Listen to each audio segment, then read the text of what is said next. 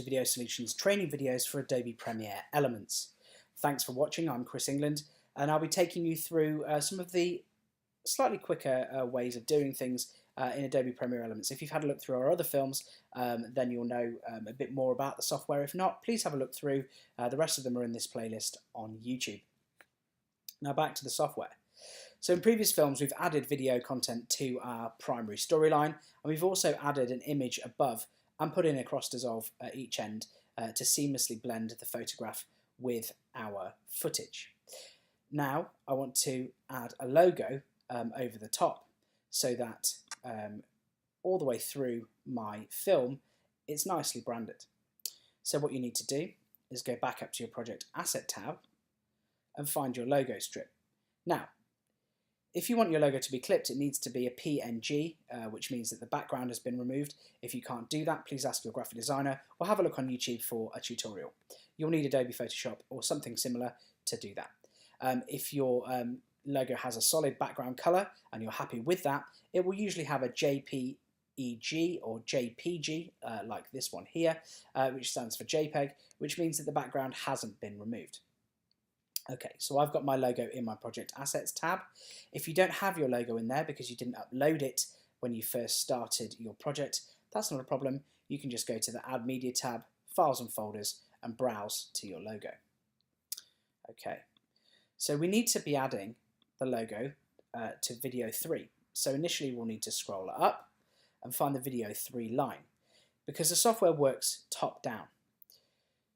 So go back to our Project Assets and drag in our logo into the video 3 line, and we'll just close that tab down. Now you can see that our logo is here at the very top, but if we go further forward or back in our video, it disappears.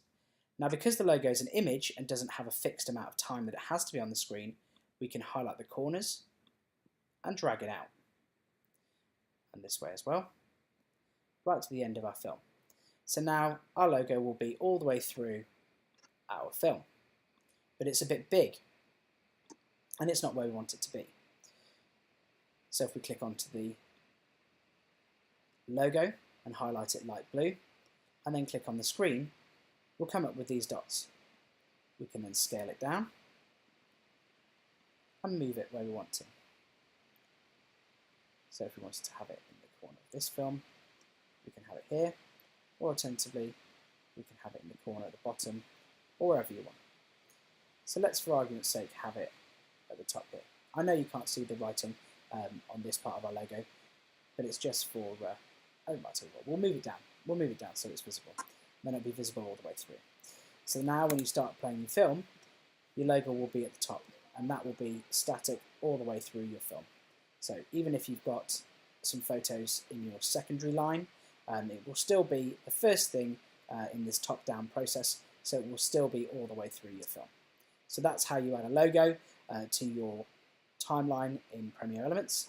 I hope you've enjoyed this short training film, and if you want to find out more, please have a look at the other films on our playlist, or visit www.propertyvideosolutions.co.uk for more information about our training courses.